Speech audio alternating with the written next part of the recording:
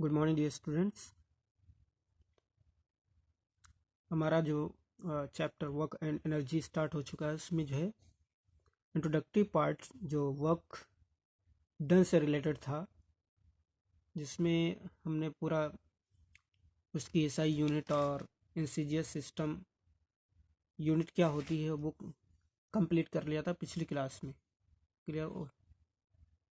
उसके बाद जो मेन टॉपिक है हमारा, कुछ ये हमारा जो टॉपिक है वो लिंक करता है क्लास 11th के जो क्लास मतलब 10th के बाद आप पढ़ेंगे 11th-12th में वर्क डन, उससे रिलेट करता है। ठीक है, डिफरेंट टाइप्स के वर्क्स की बात हम करेंगे इसमें।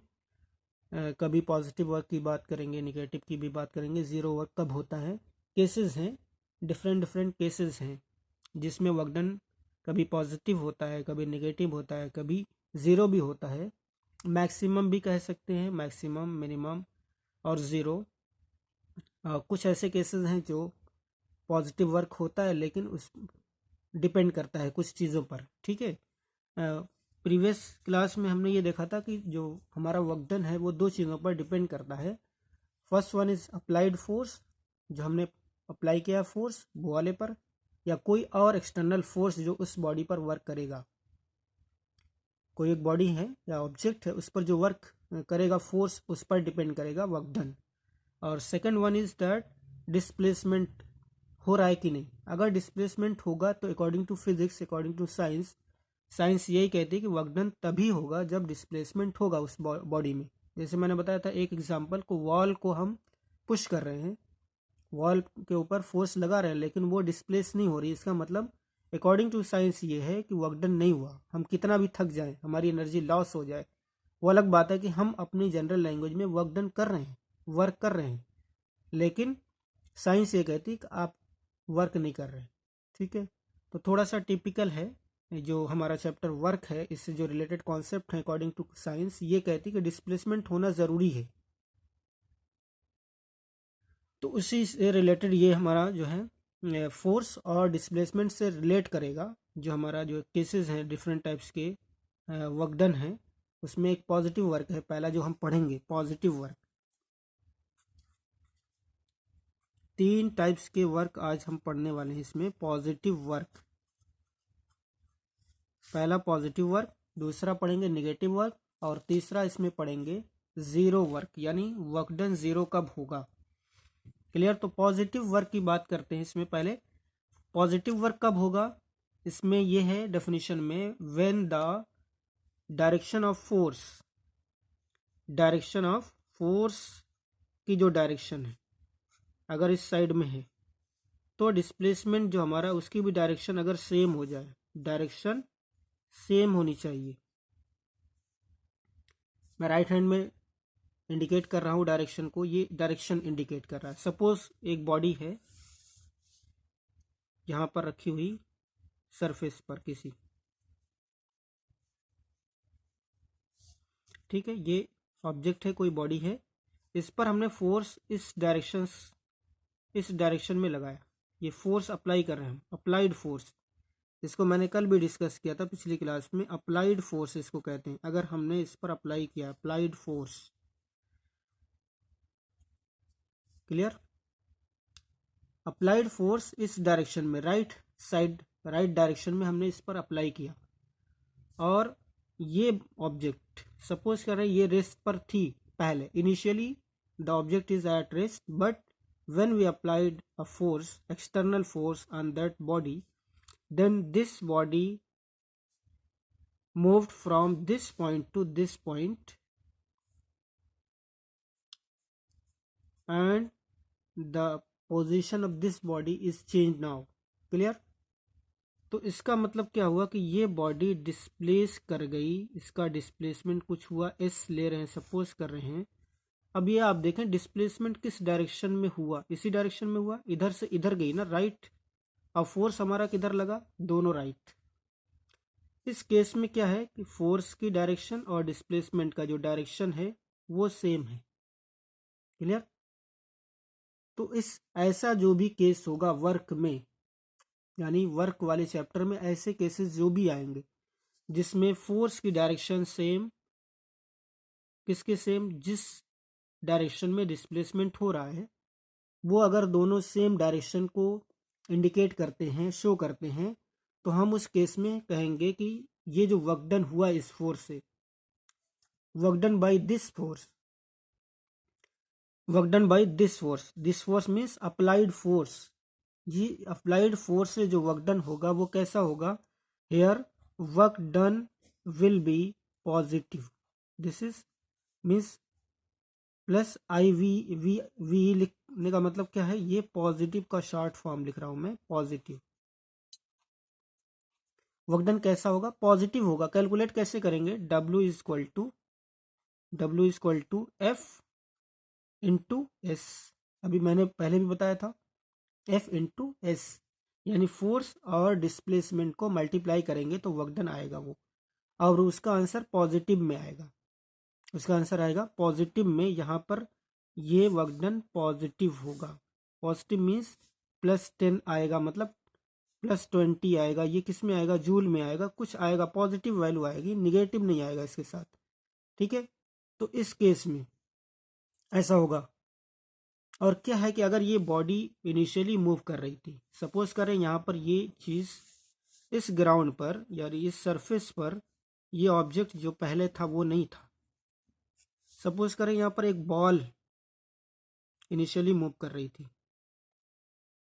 ठीक, ये बॉल मूव कर रही थी इधर, initially the ball is moving from any velocity, I think we are supposing here initial velocity u, okay, और ये किसी एक फोर्स से ऑलरेडी, हम उसको सपोज नहीं कर रहे हैं, पहले से मूव कर रही थी, दिस इज मूविंग हियर, इसकी इनिशियल वेलोसिटी u थी, and just we applied a force on that body, that body means this ball, ये फोर्स हमने अप्लाई कर दिया, और ये फोर्स कौन सा, अप्लाइड फोर्स, अगेन जो अप्लाई किया है, अप्लाइड फोर्स। अब ये फोर्स मैंने अप्लाई किया तो ये एक्सटर्नल फोर्स, जो पहले फोर्स इस पर अप्लाई हुआ था, इनिशियली ये रिस्ट पर थी, उस फोर्स के अप्लाई करने के बाद इसकी इनिशियल वेलोसिटी u ये मूव कर रही थी, वो वाला फोर्स नहीं, ये एक और एक्सटर्नल फोर्स दोबारा, वो जो पहले फोर्स लगा था उसको हम नहीं जानते अभी, फिलहाल हम ये सपोज करें ये पहले से रनिंग में थी, बॉल चल रही थी, क्लियर। तो ये जो इनिशियल वेलोसिटी थी, हम इस पे अगर फोर्स अप्लाई करेंगे तो ये बॉल इधर मूव करेगी, इसका मतलब क्या होगा, इसकी वेलोसिटी, इस बॉल की वेलोसिटी में क्या फ़र्क पड़ेगा, कुछ, भाई इसकी वेलोसिटी मूवमेंट तो इधर होगा भाई, ये इसकी वेलोसिटी मूवमेंट इधर हो गया, हो सकता है वेलोसिटी चेंज हो जाए, लेकिन ये चेंज वेलोसिटी क्या हो, इंक्रीज करेगी या डिक्रीज, ठीक, इंक्रीज करेगी, ठीक है, ये आप जानते हैं। तो क्या होगा, जब वेलोसिटी इंक्रीज करेगी तो एक्सीलरेशन आएगा, वो एक्सीलरेशन कैसा आएगा, पॉजिटिव आएगा। वो पिछले क्लासेस में आप पढ़ चुके हैं कि जब इंक्रीज करती है वेलोसिटी, वेलोसिटी में चेंज आता है, और चेंज दो टाइप से आता है, अगर वेलोसिटी में इंक्रीजमेंट हो रहा है, वेलोसिटी बढ़ रही तो उसमें पॉजिटिव एक्सीलरेशन आता है, और अगर वेलोसिटी डिक्रीज कर रही है तो निगेटिव एक्सीलरेशन आता है, जिसको हम रिटार्डेशन बोलते हैं। सेम यहाँ कंडीशन मान लेते हैं, ठीक है, वही कंडीशन यहाँ पर भी अप्लाई हो रही है। सपोज कर लो आप कि जैसे वहाँ निगेटिव एक्सीलरेशन आता है डिक्रीज होने पर, ऐसे यहाँ भी आएगा, क्लियर। तो जब ये इंक्रीज होगी तो ये क्या होगा, इसमें पॉजिटिव एक्सीलरेशन क्रिएट होगा। इसका मतलब यहाँ पर वो पॉजिटिव एक्सीलरेशन हम लेने वाले नहीं हैं, सिर्फ यहाँ ये बात करेंगे कि इस पॉजिटिव वर्क डन में क्या होगा, एक बॉडी अगर मूव कर रही थी तो उसकी जो वेलोसिटी बाद में आएगी फोर्स अप्लाई करने के बाद, ये इंक्रीज करेगी, ठीक है, इंक्रीज करने का मतलब वेलोसिटी बढ़ेगी, वो और तेज, यहाँ पर धीरे धीरे मूव कर रही थी, हमने उसको एक बार और पुश किया तो ये बहुत तेज भागेगी, क्लियर। तो इस केस में ऐसा होगा, पॉजिटिव जो वर्क डन होगा, पॉजिटिव वर्क, वो कब होगा, जब एक बॉडी चल रही थी उसी डायरेक्शन में हमने उसको फोर्स भी लगा दिया, इसी डायरेक्शन में चल रही थी और इसी डायरेक्शन में हमने इसको फोर्स भी लगाया, सेम डायरेक्शन, या वो स्टॉप पर थी, ठीक है, इस डायरेक्शन में हमने फोर्स लगाया तो उसी डायरेक्शन में उसका डिस्प्लेसमेंट भी हो गया, क्लियर। तो ऐसी कंडीशन में हम उसको क्या कहेंगे, पॉजिटिव वर्क की बात करेंगे। ऐसा ऐसा जो होगा वो क्या होगा, पॉजिटिव वर्क होगा, positive work. Clear? I think ये समझ में आ गया होगा। पॉजिटिव वर्क कब होता है? Positive work W is equal to F S लिखेंगे उस कंडीशन में जब हमारा डिस्प्लेसमेंट और फोर्स दोनों के डायरेक्शन सेम होंगे। मीन्स क्या हुआ यहाँ पर देखो, अगर ये बॉडी इधर फोर्स इस पर लगाया हमने और इसी डायरेक्शन में इसका क्या हुआ, इसका डिस्प्लेसमेंट भी हुआ, तो आप एंगल वाले से देखो, इसके इन दोनों लाइन के बीच में कितना एंगल बना? कोई भी एंगल नहीं बना। यहाँ पर एंगल कितना बना? यहाँ पर 0 डिग्री एंगल बना ना। अगर ये दोनों ऐसे हो जाते, फोर्स इधर और ये डिस्प्लेसमेंट वाली थोड़ी सी इधर हो जाती, तो इन दोनों के बीच में एंगल बन जाता। ठीक है, तो ऐसा नहीं हो रहा है यहाँ पर। यहाँ पर सेम डायरेक्शन है जिसकी वजह से एंगल 0 डिग्री बन रहा है। तो 0 डिग्री एंगल जब बनेगा, या ये कह लें when the angle between force and displacement is 0 degree then the work done is positive. Clear? या ये कह लें when force and displacement have same direction then the work done is positive. Clear? दूसरा एग्जांपल लेते हैं। अब इसके बाद जो दूसरा टॉपिक है वो हमारा निगेटिव वर्क डन कब होगा, निगेटिव वर्क।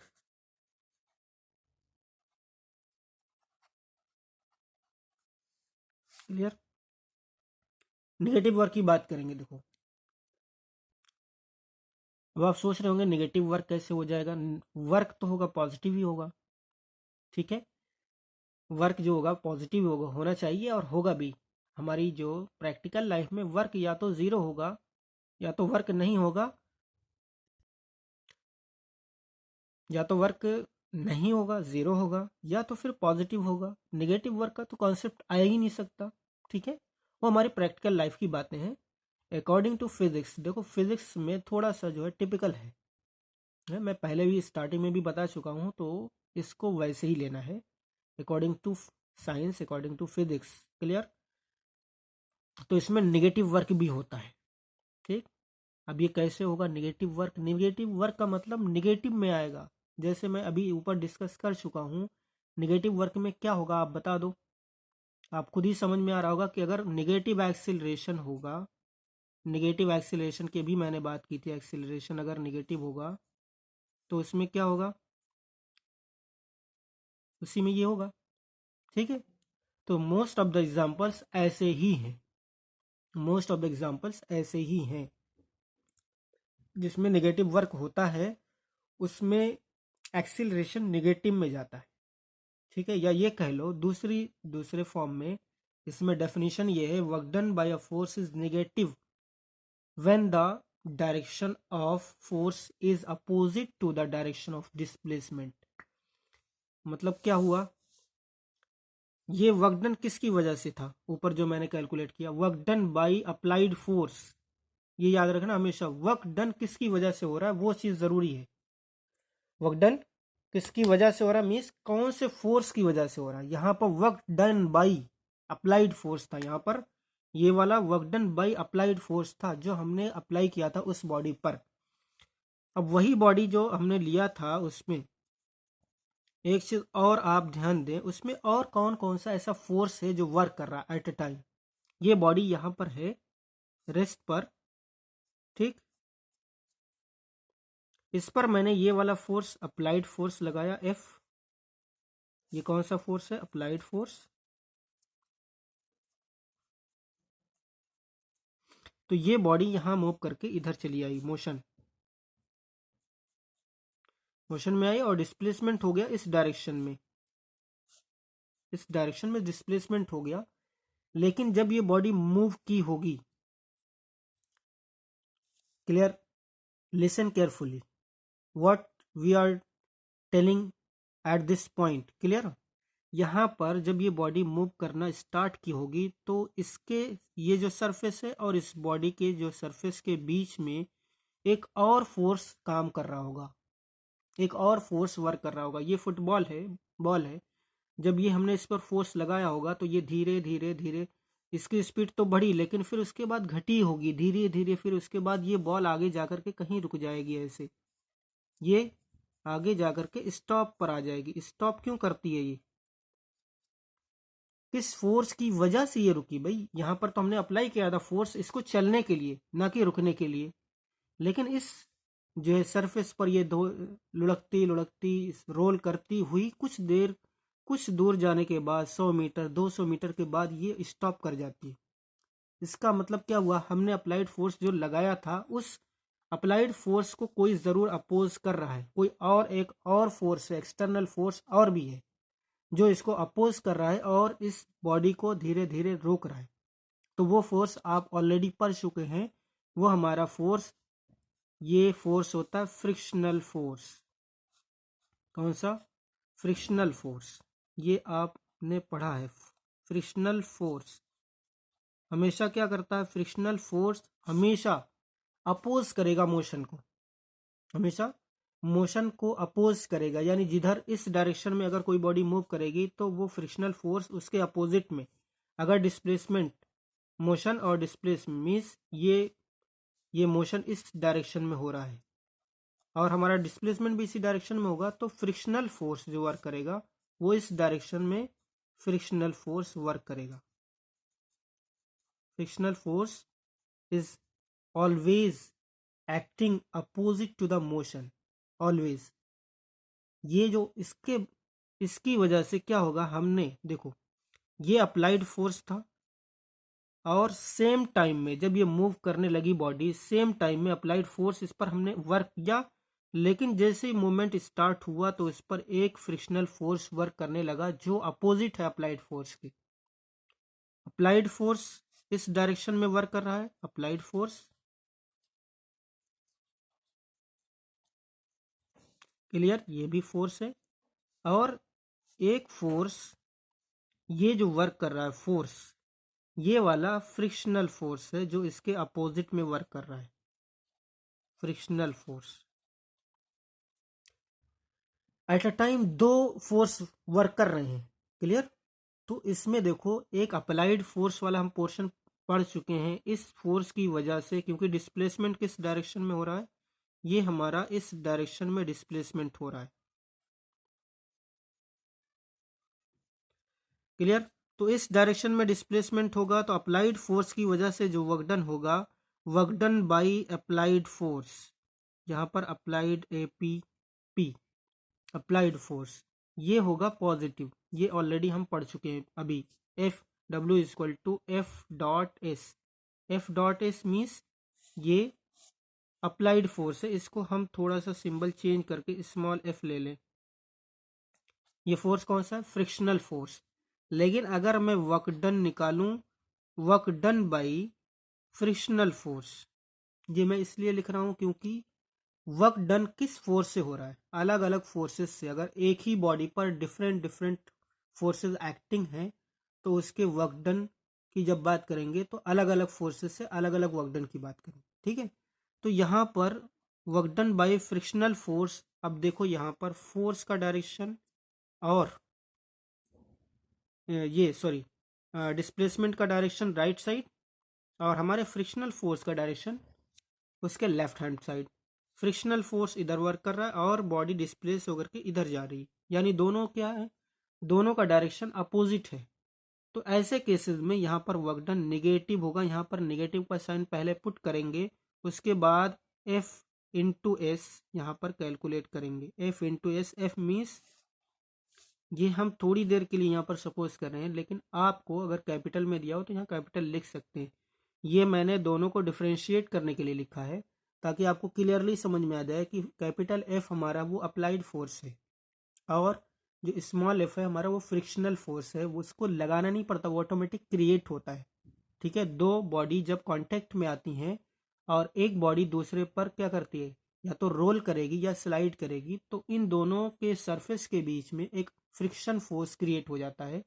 उस फ्रिक्शनल फोर्स की वजह से जो भी वर्क डन होगा, उस फ्रिक्शनल फोर्स की वजह से जो वर्क डन होगा वो हमारा कैसा होगा, वो नेगेटिव होगा, क्लियर।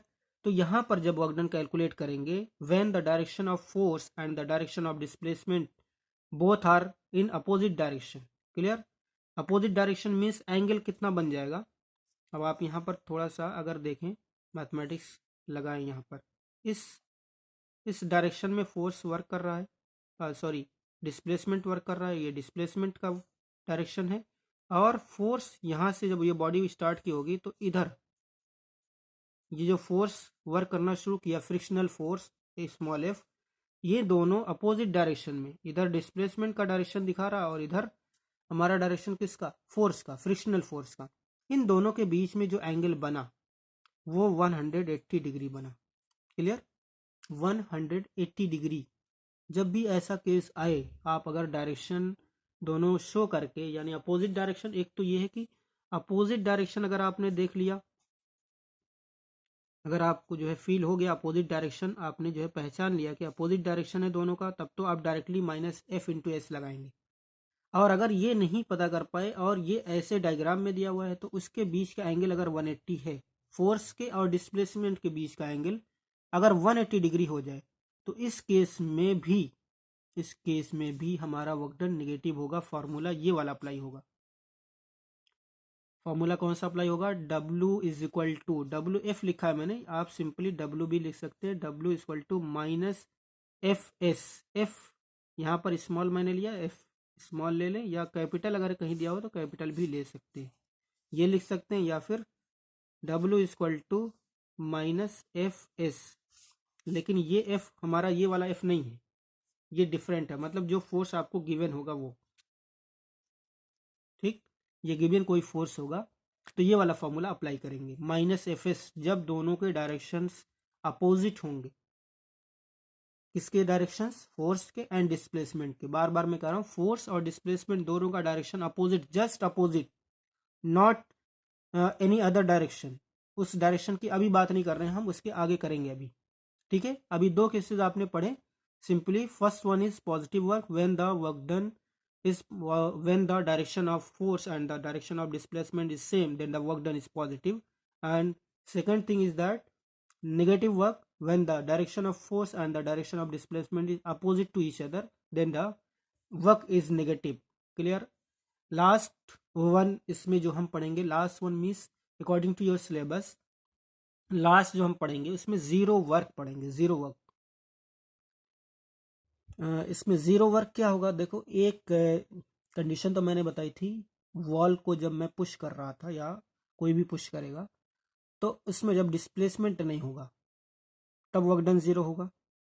या फिर फोर्स भी ना, उस पर फोर्स ही ना लगाया जाए, किसी बॉडी पर फोर्स ही ना लगाया जाए, फोर्स ज़ीरो कर दिया जाए। जैसे कि आप पढ़ चुके हैं, W is equal to F into S, force into displacement. या तो यहाँ पर फोर्स ज़ीरो हो जाए, if force zero then W zero, क्योंकि दोनों का मल्टीप्लीकेशन है। या फिर S ज़ीरो हो जाए तब भी W क्या हो जाएगा? ज़ीरो हो जाएगा। इन दोनों केसेस में तो ये है कि या तो हम फोर्स नहीं लगा रहे हैं, फोर्स नहीं लगाने का मतलब ज़ीरो फोर्स अप्लाइड हो रहा है वहाँ पर, ज़ीरो फोर्स मतलब फोर्स लगा ही नहीं रहे। या तो वो डिस्प्लेसमेंट नहीं हो रहा है उसमें, जैसे वॉल को पुश करना है उसमें डिस्प्लेसमेंट हो ही नहीं रहा है।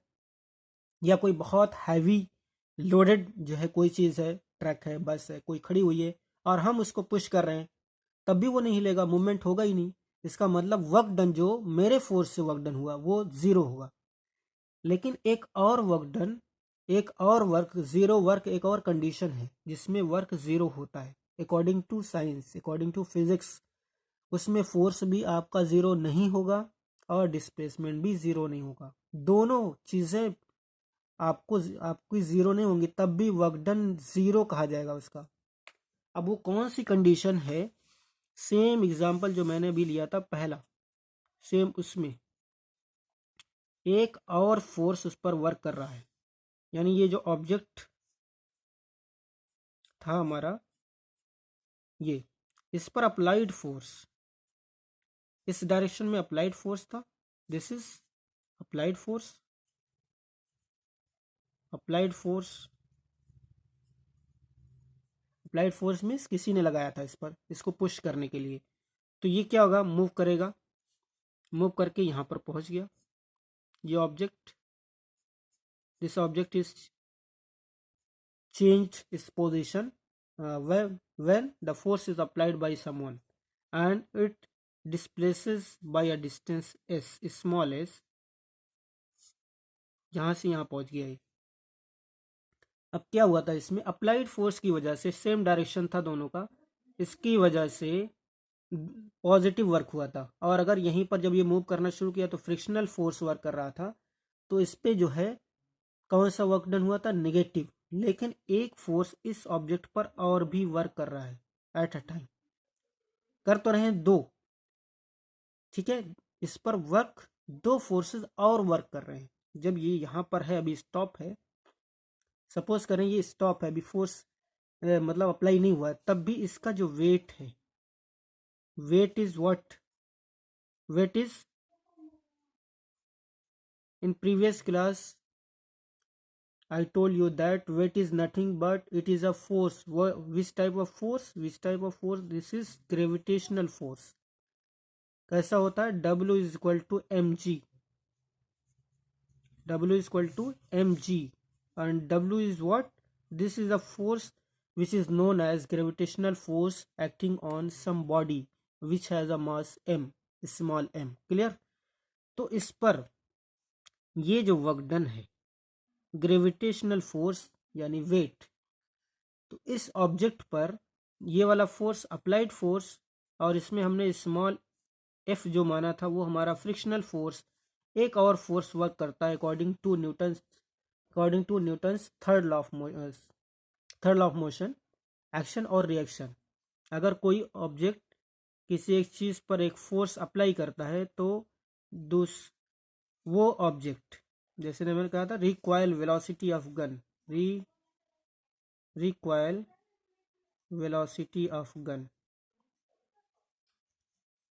ये वाली चीज हमने बताई थी।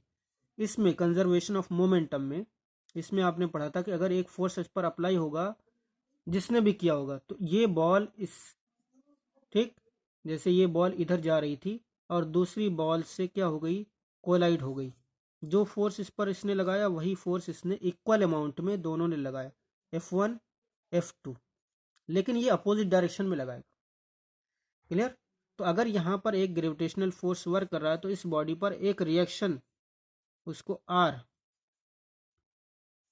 नाम देते हैं, एक रिएक्शन वर्क करेगा, वो भी एक टाइप का फोर्स होगा, एक्शन एंड रिएक्शन, क्लियर। वो अभी आपके सिलेबस में नहीं है। फिलहाल ये जो वेट है, यानी ये जो mg ग्रेविटेशनल फोर्स जो वर्क कर रहा है इस ऑब्जेक्ट पर, वो किधर कर रहा है, वो डायरेक्शन उसका डाउनवर्ड है।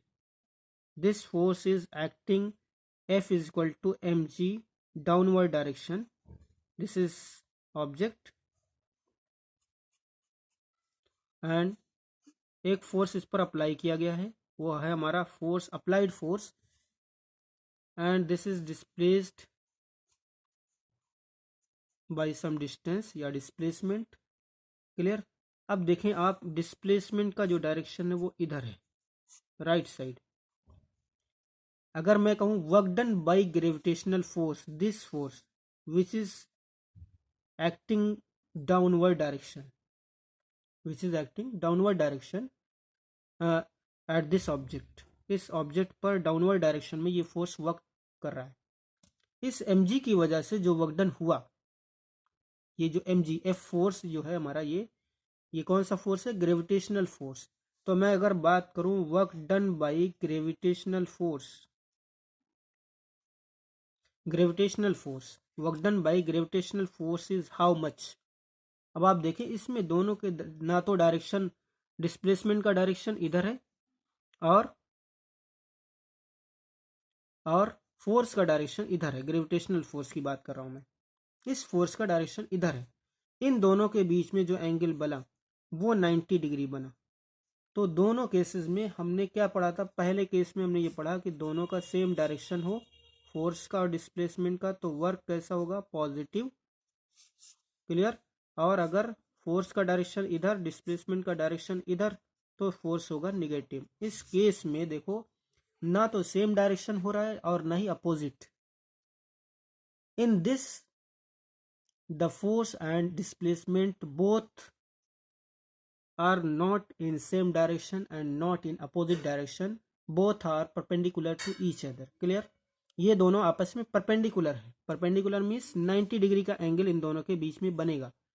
तो ऐसे जितने भी केसेस हैं जिसमें फोर्स और डिस्प्लेसमेंट दोनों परपेंडिकुलर होंगे, तो उसकी वजह से इन दोनों इस फोर्स की वजह से जो वर्क डन होगा वो हमारा कैसा होगा, वो हमारा वर्क डन 0 होगा। Here force is acting and it is not 0. Force is not 0 and the displacement is also take place here, but the displacement also not 0, but the work done is 0 here. Okay, इस case में ऐसा जब भी होगा जिसमें force और displacement दोनों का डायरेक्शन अगर 90 डिग्री है, तो इन दोनों का वर्क डन 0 होगा। इन दोनों का वर्क डन 0 होगा।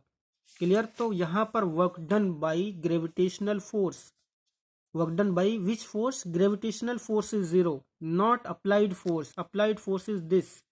Work done by applied force means capital F applied, या तो यहाँ पर ये लिख दो कैपिटल एफ, या work done by applied force APP लिख दो।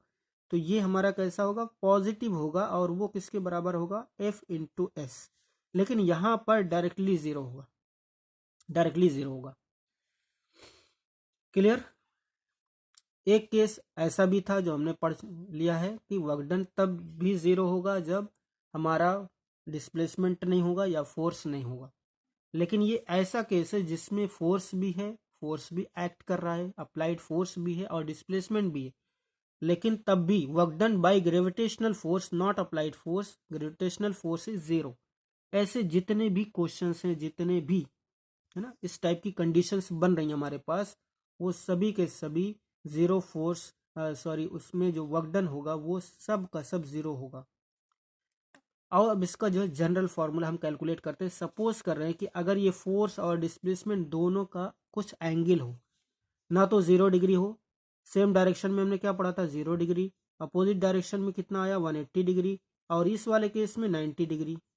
सपोज कर रहे हैं 30 डिग्री एंगल बन जाए, तो क्या करेंगे हम वर्क डन के लिए, वर्क डन के लिए क्या करेंगे फिर हम, है ना। कोई ऐसा जनरल फार्मूला जिसकी वजह से ये सब आया है, वो वर्क डन का फार्मूला क्या है।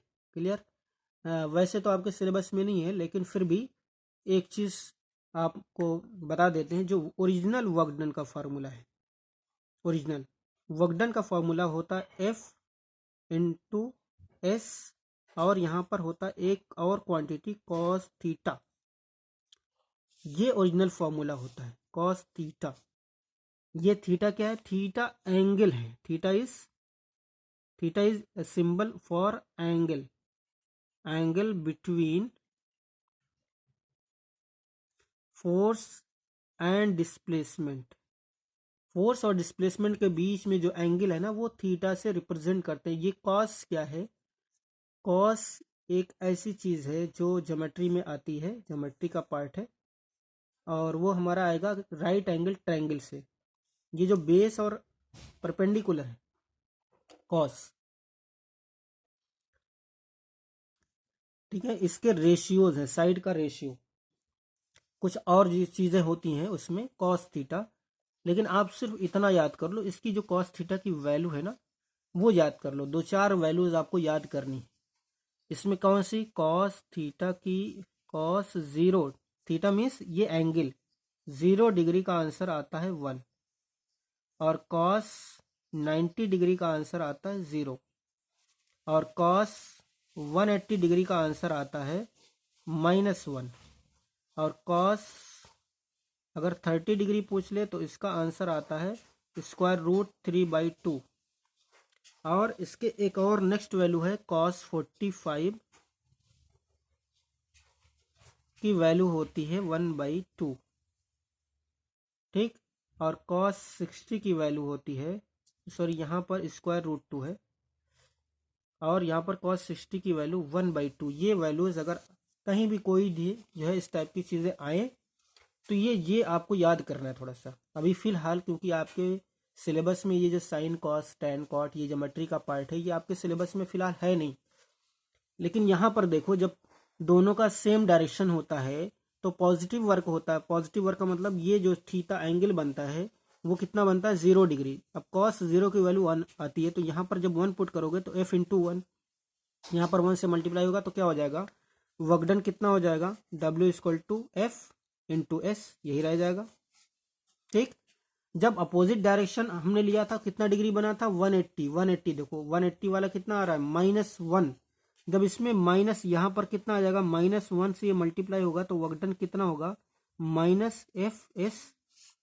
क्लियर, किस केस में, ये 0 डिग्री केस में, ये 180 डिग्री केस में, क्योंकि यहाँ कॉस थीटा कॉस 180 का आंसर कितना है -1, यहाँ -1 पुट करेंगे तो ऐसा आएगा। और अगर 90 डिग्री बनेगा तो कॉस 90 की वैल्यू यहाँ देखो 0 है, जब इसको 0 पुट कर दोगे तो ये पूरा मल्टीप्लाई है, तो W इक्वल टू कितना हो जाएगा, मल्टीप्लाई 0 से होकर के 0 हो जाएगा, इसीलिए ऐसा आता है, इसीलिए ऐसा यहाँ पर हुआ, जिसकी वजह से वर्क डन 0 हुआ। बाकी और अदर केसेस में अगर एंगल गिवन है कुछ अलग से 30 डिग्री बन रहा है, सपोज करें यहाँ पर कोई एक जो है, यहाँ पर था कोई एक पर्सन है, यहाँ पर एक ट्रॉली है, वो इसको ले जा रहा है इधर, और इसने यहाँ पर फोर्स लगाया इस डायरेक्शन में, दिस इज, ये अपने हाथ से इसको पकड़े हुए फोर्स लगा रहा है इस डायरेक्शन में, और डिस्प्लेसमेंट किधर हो रहा है इधर, इस डायरेक्शन में डिस्प्लेसमेंट एस, और फोर्स इस डायरेक्शन में लग रहा है। ठीक, तो ऐसे केसेस में हो सकता है ये कितना डिग्री 45 डिग्री बन जाए, एंगल जो इसके बीच में बनेगा 45, तो यहाँ 45 से कैलकुलेट करेंगे। क्लियर, ये आपको 11th में डिटेल से पढ़ने को मिलेगा, फिलहाल यहाँ पर इतना ही है। इंट्रोडक्टरी जो है थोड़ा सा इंट्रोडक्शन इसका हो गया। 11th में ओरिजिनल में फार्मूला जो वर्क डन का है, ओरिजिनल में वर्क डन का फार्मूला यही है, जिसको आप 11th क्लास में डिटेल से इसको पढ़ेंगे। फिलहाल आपके सिलेबस में जितना था वो नियर अबाउट कवर हो चुका है, पॉजिटिव वर्क, नेगेटिव वर्क और ज़ीरो वर्क, इस टाइप से भी होते हैं, अलग अलग केसेस हैं। और कुछ एग्जांपल्स इंशाल्लाह नेक्स्ट क्लास में इसी से रिलेटेड, वर्क से रिलेटेड, वो नेक्स्ट क्लास में या नेक्स्ट वीडियो में हम कवर करेंगे इंशाल्लाह, जिससे आपको फार्मूला भी अप्लाई करना आ जाए, वर्क डन पॉजिटिव कब होगा, नेगेटिव कब होगा, ज़ीरो कब होगा, इसके डिफरेंट डिफरेंट एग्जांपल्स ले करके हम कुछ और जो है क्लैरिटी की तरफ बढ़ेंगे। ओके, फिलहाल इस वीडियो में इतना ही, आप पढ़ें, इसके बाद अगर कोई भी कन्फ्यूज़न, कोई भी प्रॉब्लम क्रिएट होती तो उसको इन्फॉर्म करें, सॉल्व करने की कोशिश की जाएगी इंशाल्लाह। Okay, thank you.